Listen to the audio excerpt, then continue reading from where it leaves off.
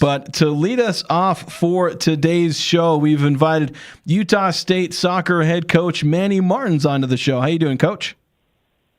I am doing great. Happy to be on the show. I'm a big fan, listen all the time, so it's always fun to come in and join you. Yeah, it's good to have you on. It's been a minute. It's felt too long since the end. Oh, we might have it just hung up on him. Something just happened. Uh-oh. We just lost him. So put a pause on that. I think we've got Coach Martins back on the phone. There, Coach? I'm here. Okay. It's probably something that we're doing on our end that's probably hanging up on you.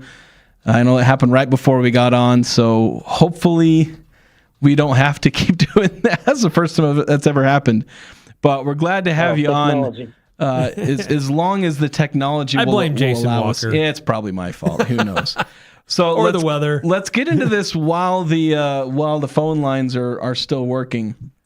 But wanted to ask about the offseason. Obviously, we're I guess kind of through maybe the thick of it because a lot of the recruiting has been done. I mean, at least the recruiting for this next year's roster recruiting is never really done.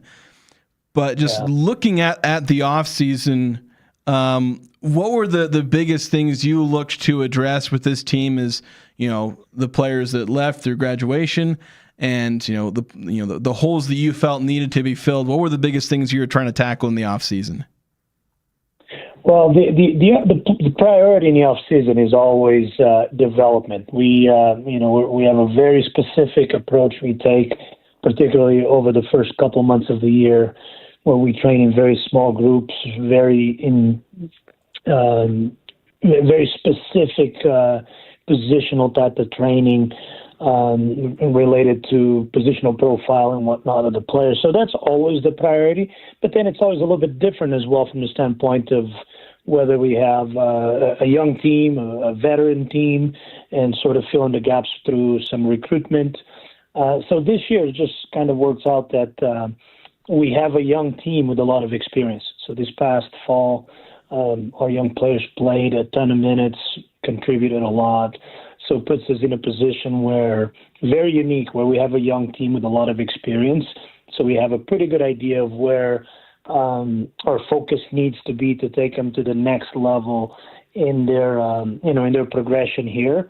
And then we're also able to hit the transfer portal and get a couple of recruits that we really feel are gonna help us stay competitive and be competitive going into the Pac-12. We had a couple of freshmen that came in early, so it's been really a good, productive spring in terms of development and starting to gel the pieces that are new to the program. I want to kind of ask about kind of the youth of the team and what it was like last year, because last year on defense, you obviously had some veterans in the defense, kind of the defensive midfield, and especially goalkeeper, where you had, I think, a fifth or sixth year, Taylor Rath, back there. But I think two of your top three players in minutes were freshmen on defense. I think it was Summer Siphonia and Capriel Winder.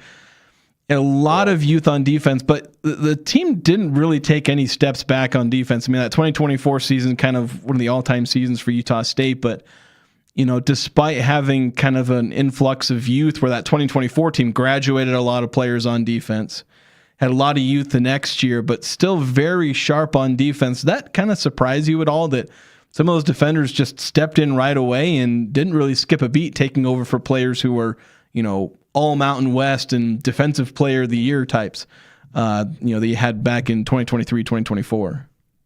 Yeah, no, it was impressive, not surprising. I mean, we try to be really intentional about what we do, and I have a great staff. Meili spends all of her time coaching our backs. Aaron spends so much time with our attacking players, and so that productivity doesn't happen by chance. It's all very intentional, but it's still impressive because they're so young that they had to really learn fast. But it's really a testament to them and the talent that we've been able to recruit from in-state and particularly in the Cache Valley. I mean, those two in particular you mentioned are Cache Valley kids, right? Summer Siphonia, Capriel Winder. They hit the ground running and really put themselves in a position that going into their sophomore year, they they have minutes and experience that are equivalent to, a rising junior, even the senior, as far as experience. So great for us last year, very beneficial for us going into this coming season and the future. And so with that, we'll kind of keep on defense, and we'll ask about a couple of different spots here, because one, you added a transfer player on defense. It was Victoria Espinoza, where she came from Laramie County Community College, where she's got some experience there. You're bringing back two players who were playing a ton of minutes as freshmen. You have other veterans, that were playing on defense as well that you're returning. And so, where do you see this defense going? I guess theoretically it has to go up where you're returning a lot of experience, so that's kind of the hope. But then also with goalkeeper, kind of tied in with that, just what are your thoughts on the defense coming into this year with those returners, with some of the newcomers, and then what you're planning on with goalie, since obviously Taylor Rath not coming back for this season after graduating? Yeah, and since you bring up Taylor Rath, shout out, she signed a contract with Chicago in NWSL, so really excited for her, and I know she's going to have a great pro career. That being said, the back line has had a great spring. I feel really optimistic about what the future is going to look like. I think we're going to have great depth, and I think that our first line is going to be as strong as ever. I look at everything in cycles. So we had our first 4-year cycle that culminated with that 2024 season. And so 2025 would be the first year of our second cycle. And that being the floor of the cycle, statistically, we were very, very close to the top of the first cycle, the ceiling. So really excited about what we can do over the next 3-4 years. And I think that back line, including Rachel Wrights playing as a holding midfielder for us, are going to be a big part of what we do, because identity-wise, that's been the foundation of our success, is making sure that we don't concede, because I believe that if you don't concede, you can't lose. Yeah, definitely. Kind of on the top, I brought up one of the transfers, obviously, but one of the first names that stands out when you look at the names of transfers, mostly because of familiarity, and that's Mia Lopez. Not the first member of the Lopez family you've had on your team, but just talk about her and adding her. Obviously, she was at BYU, now coming to the Aggies for hopefully the remainder of her career. Yeah.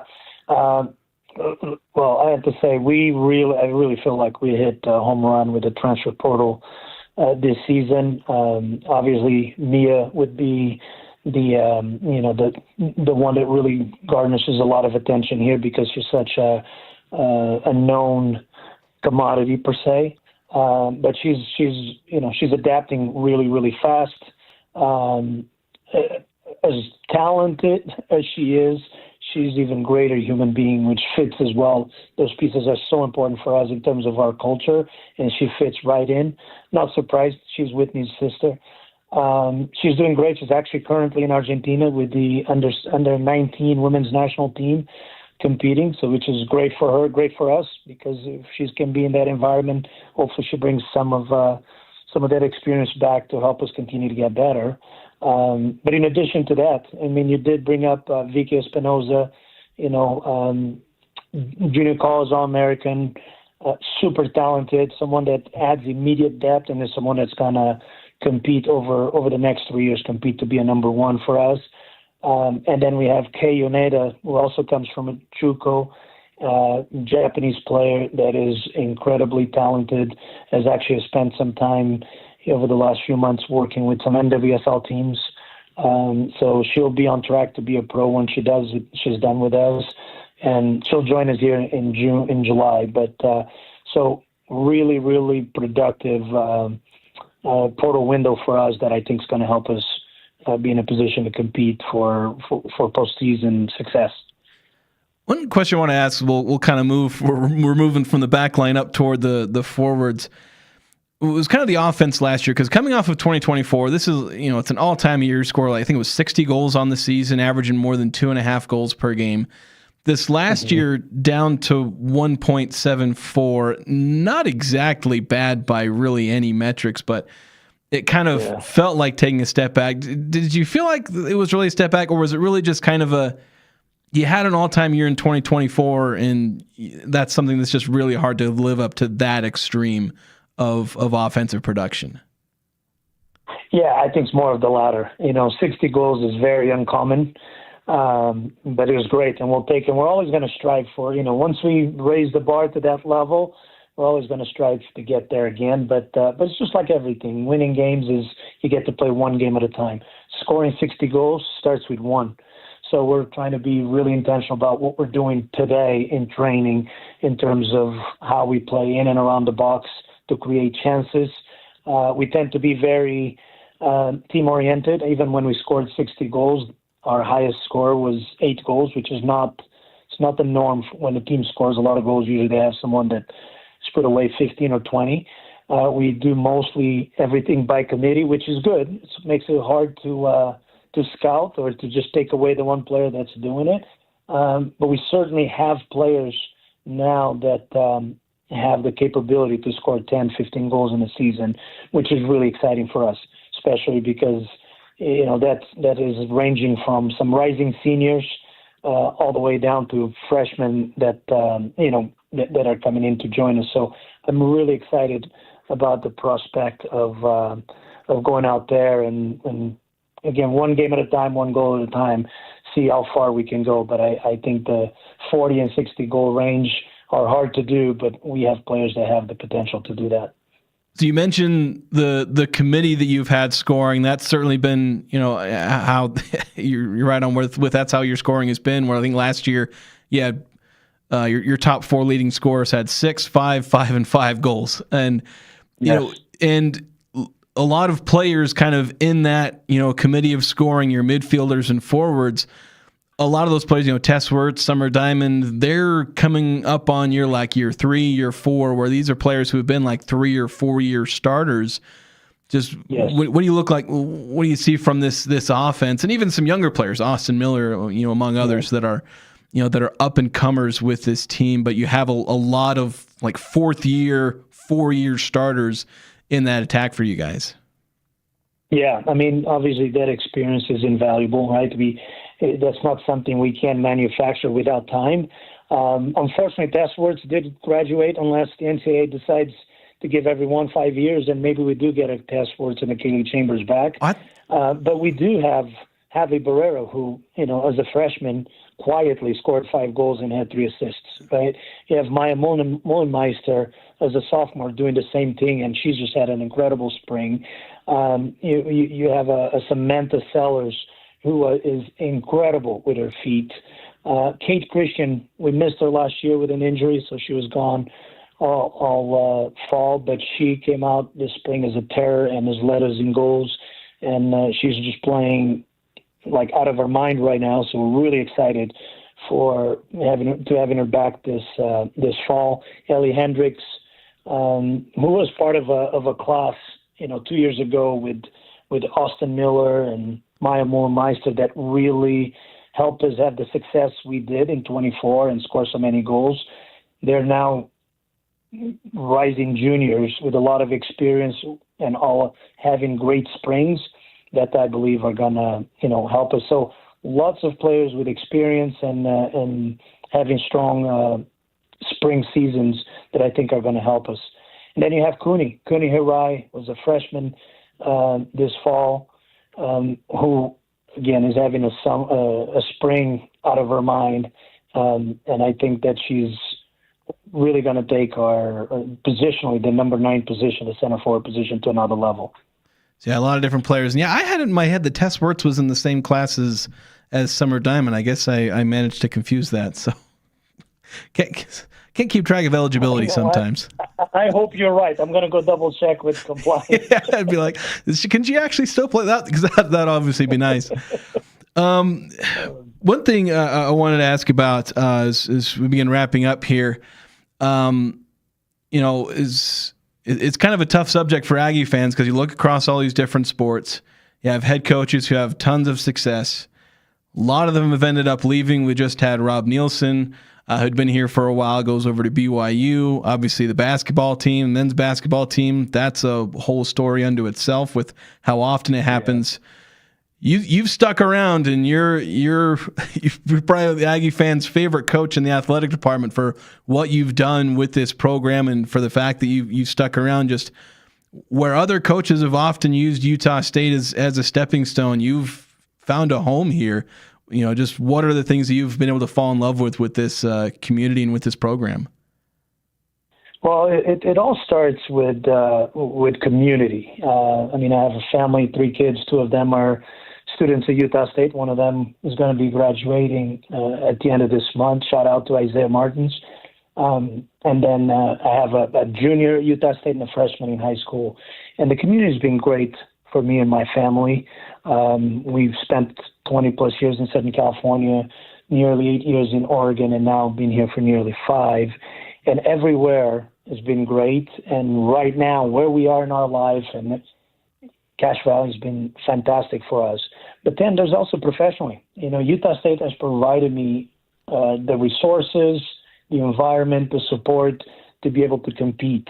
And ever since I've gotten here, I've made no secret that I want to compete on a national stage. And when I say national stage, I don't want to go win one game in the NCAA tournament.